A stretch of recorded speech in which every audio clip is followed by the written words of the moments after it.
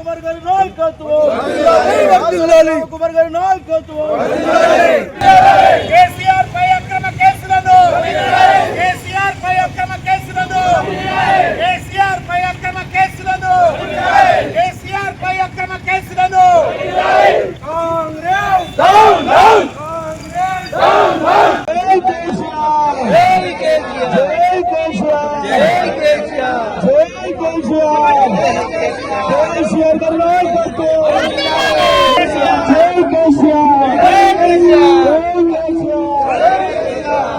కేసీఆర్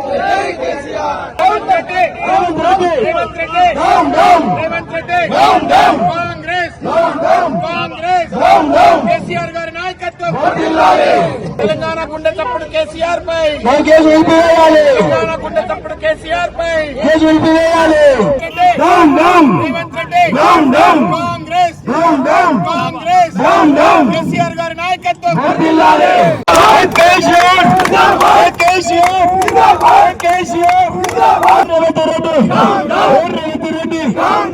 కాంగ్రెస్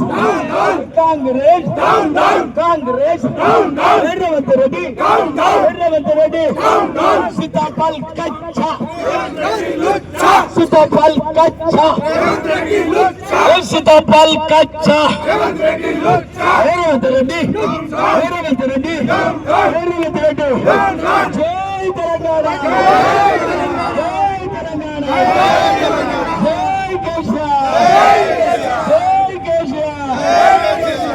జై తెలంగాణ గట్టిగా రేవంత్ రెడ్డి గుండె మొదల జై తెలంగాణ జై తెలంగాణ కేసీఆర్ గారి నాయకత్వం కేసీఆర్ గారి నాయకత్వం కేసీఆర్ పై పెడుతున్న అక్రమ కేసులు కేసీఆర్ పై పెడుతున్న అక్రమ కేసులు కేసీఆర్ పై పెడుతున్న అక్రమ కేసులు మిత్రులారా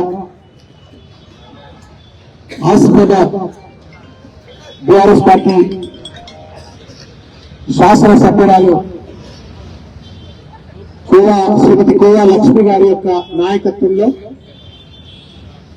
కేసీఆర్ గారి పట్ల తెలంగాణ రాష్ట్ర పోలీసులు తెలంగాణ రాష్ట్ర ప్రభుత్వం అనుసరిస్తున్నటువంటి అనుచిత వైఖరికి నిరసనగా వారిపై తప్పుడు కేసులు పెట్టి నానా రకాలైనటువంటి యాతనలకు గురి చేసేటువంటి ఒక దుర్మార్గమైన ఒక రాక్షస వైఖరికి నిరసనగా ఇవాళ యావత్తు ఆసిఫాబాద్ నగరం అంతా కూడా కోవాలక్ష్మి గారి యొక్క నాయకత్వంలో కదలి వచ్చి వాళ్ళ అంబేద్కర్ చౌరస్తాలో కూర్చున్నటువంటి మీ అందరికీ పేరు పేరున కూడా హృదయపూర్వకంగా తెలంగాణ ఉద్యమ అభినందనలు.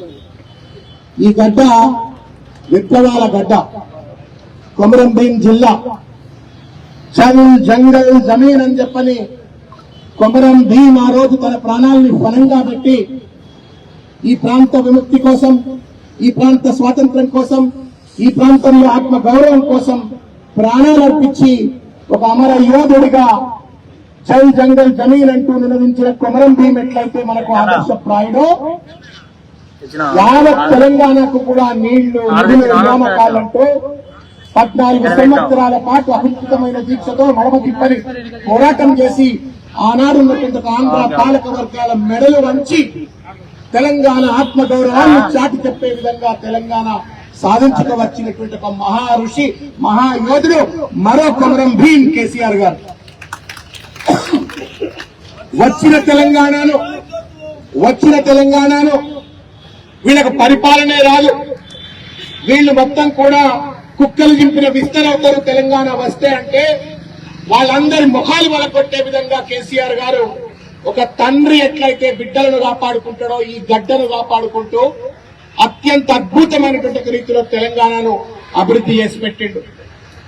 అది పర్ క్యాపిటా ఇన్కమ్ లో గాని, జీడిపి డెవలప్మెంట్ లో గాని, వ్యవసాయంలో గాని, సాగునీరులో గాని, తాగునీరులో గాని, ఉద్యోగ కల్పనలో గాని తెలంగాణ రాష్ట్రాన్ని సర్వతోముఖాభివృద్ధి అన్నట్టుగా అభివృద్ధి చేస్తూ మరో పక్కన దేశంలో స్వాతంత్ర్యం వచ్చిన తర్వాత ఎవరు కూడా ఆలోచించినటువంటి ఒక అద్భుతమైన పథకాలు ప్రవేశపెట్టినటువంటి ఒక మహామానవతావాది నాయకుడు కేసీఆర్ గారు.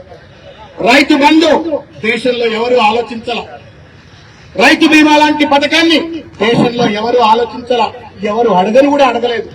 కానీ రైతుల పాలిటి బాంధవుడు లెక్క రైతు బంధు పథకం, రైతు బీమా పథకం, ప్రతి ఎకరాకు సాగునీరు అందించిండు, ప్రతి ఇంటికి తాగునీరు అందించిండు, కళ్యాణ లక్ష్మి లాంటి పథకాలు పెట్టి పేదింటి బిడ్డలు పెళ్లి చేసుకుంటుంటే వాళ్లకు అండగా ఉండేందుకు అని చెప్పని కళ్యాణ లక్ష్మి లాంటి పథకాలు పెట్టిండు, గర్భిణీ స్త్రీలకు అండగా ఉండాలని చెప్పని కేసీఆర్ కిట్ లాంటి పథకాలు పెట్టిండు, ఉద్యోగాల కల్పన చేసిండు, అద్భుతంగా ప్రతి జిల్లాను కూడా అభివృద్ధి చేసిండు. మొత్తం తెలంగాణను ఒక బంగారు తెలంగాణగా కేసీఆర్ అభివృద్ధి చేసినారు. అయితే 23 ఎన్నికల్లో మీ సోదరులారా ఒక మాయ మాటలు చెప్పి అలవిగాని వాగ్దానాలు చేసి చెట్ల మీద ఇస్తార్లు కొట్టినట్టుగా అర్రాజు పాట వాడినట్టుగా వాగ్దానాలు చేసిండ్రు.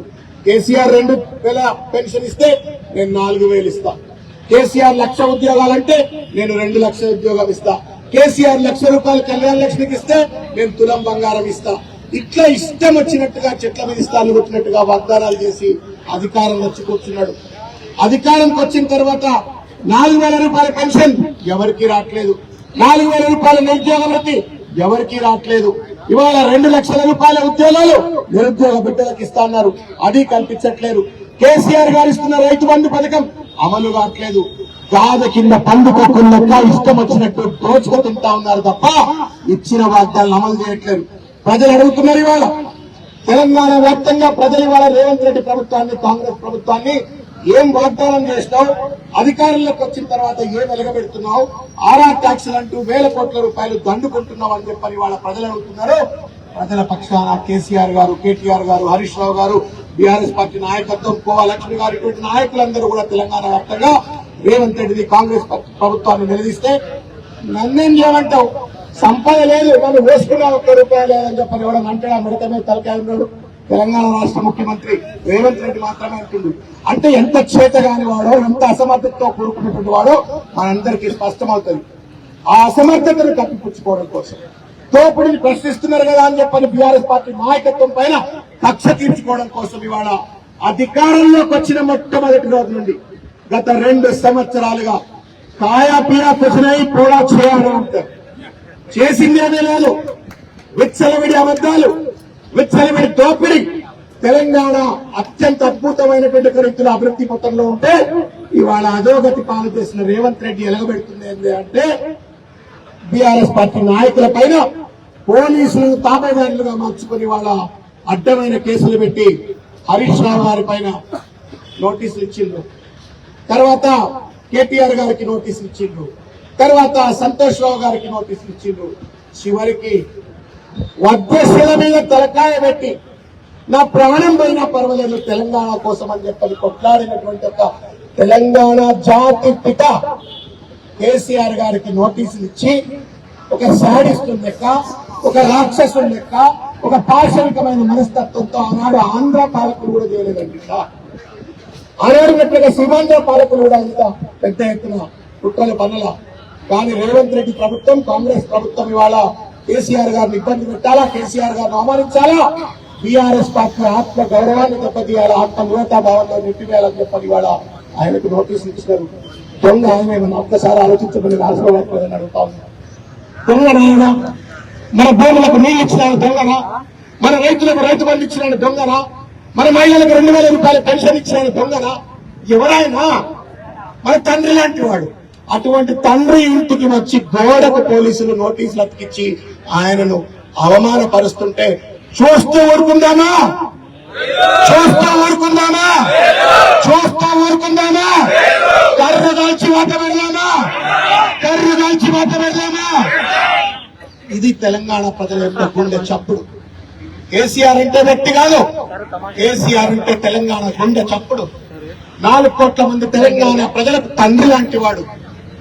సంపన్న వర్గాలకు సమతుల్యమైన అభివృద్ధి ఇచ్చినటువంటి ఒక మహోన్నతమైన నాయకుడిని పట్టుకొని ఒక అడ్డమైన కేసు, టెలిఫోన్ ట్యాపింగ్ అనేటువంటిది ఒక అడ్డమైన కేసు, దొంగ సాక్ష్యాలతో, లేనిపోని తప్పుడు రికార్డులతో కోర్టులను తప్పుదోవ పట్టిస్తూ ముఖ్యమంత్రికి సంబంధం లేనటువంటి ఒక అంశాన్ని ముఖ్యమంత్రికి అంటగట్టి ఆయనని వాళ్ళ జైపాలు చేయాలని కుట్ర చేస్తా ఉన్నారు.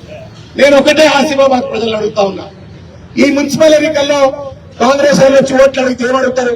ఏం రాబాయి ఓటుకు వచ్చినా బానే ఉంది, నా 4,000 రూపాయల పెన్షన్ అయిందని అడగమా? మన అమ్మని అడగరా? అడుగుతారా? అడగరా? మన నిరుద్యోగ బిడ్డను అడగరా? ఏం రాబాయి ఓటుకు వచ్చినావు కానీ 2 లక్షల రూపాయల నాకు 2 లక్షల ఉద్యోగాలు ఏమైనా అడగరా? అడుగుతున్నాడు గట్టిగా అడుగుతారు.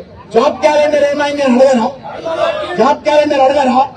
మన అక్కను తులం బంగారం ఏమైంది అడగరా? తులం బంగారం అడగరా? గట్టిగా అడుగు రేవంత్ రెడ్డిని. బరాబర్ అడుగుతాం, గల్లబట్టి అడుగుతాం, నిలదీసి అడుగుతాం. ఇవాళ ఇచ్చిన వాగ్దానాలను అమలు చేయలేక ఇవాళ చేతగాని సన్నాసులు అసమర్థులు ఇవాళ ఓట్ల సందర్భంలో నోటీసులు అంటూ డ్రామా మొదలుపెట్టి ప్రజల దృష్టిని మళ్లించే ప్రయత్నం చేస్తున్నారు. ఆసిఫాబాద్ కొమరం భీం వారసులు, ఆసిఫాబాద్ జిల్లాలో కొమరం భీం వారసులు. కొమరం భీంకి ఎంతైతే జాగ్రత్త ఉంటే మనకు కూడా అంతే జాగ్రత్త ఉంది, అంతే చైతన్యం ఉంది.